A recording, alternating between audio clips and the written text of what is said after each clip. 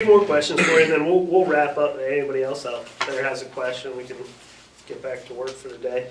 But Jesse, you have a clear picture where you're headed?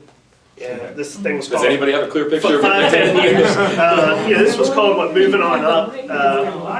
I mean, what's your vision in 5 years, 10 years? Yeah. If you want to share it, if you don't, no, that's fine. I mean, all of us want growth. I mean, we want to grow our businesses and we want to work less. I mean, our biggest goal is to be able to not be in all the minutia every day and be able to separate and have great employees that are growing the business for you. So, yes, in our business, do we want to grow? We're looking at a 4th team and potentially a 5th team. What we see is probably in the next 5 years having 2 more teams at least, and our goal is probably getting closer to 10 teams and having a similar franchise model of being more of the entertainment, the show kind of baseball experience.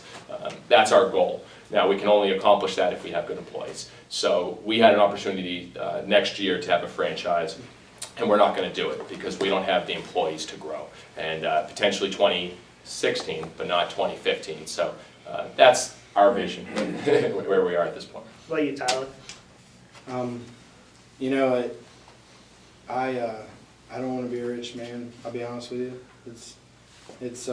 I'm not in it to be a millionaire, and I think that if you can be satisfied without money, it's the only time you're going to have the opportunity to actually make any. And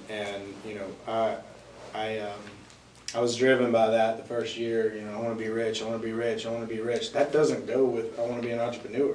I mean, it's, it's not realistic, and nobody knows that until you start doing it. You're like, oh, I'm going to start my own business, it'll be great. It's probably the most, the hardest thing you can do in life. But, I got to a point where it was more about passion for me, and I truly started caring, about the food industry, and that's a whole nother story on its own. But I started letting things go, and I sold my Range Rover from my Verizon days, and I went to a regular old pickup truck, and I was happy. I mean, that was the thing. It wasn't like I was going, I was starting to become poor. I was actually starting to become wealthy because I wasn't strapped. I didn't have $6,000 in bills every month like I did. And I was able to cut that down to $3,000, cut it in half, just off of, my wants and my needs were all blurred, and so, family, friendship, and developing relationships, I hang out with my landlord all the time. Who does that?